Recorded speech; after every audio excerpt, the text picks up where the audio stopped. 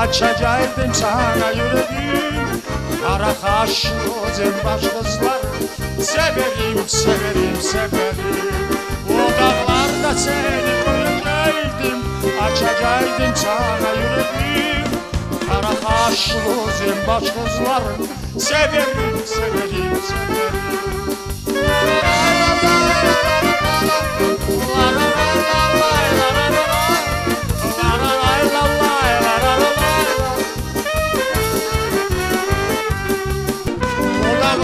Seni görecektim, açacaktım sana yüreğim. Kara kaşlı zembaş kızlar, severim, severim, severim. O dağlarda seni görecektim, açacaktım sana yüreğim.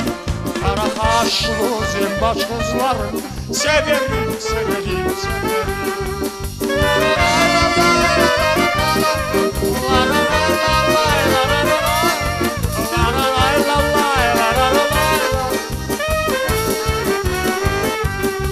Okudum ne her yeri güzeldi, hem çöllüktü hem hayat aşkı.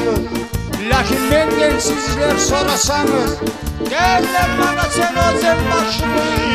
O dağlarda seni görecektim, açacaktım sana yüreğim.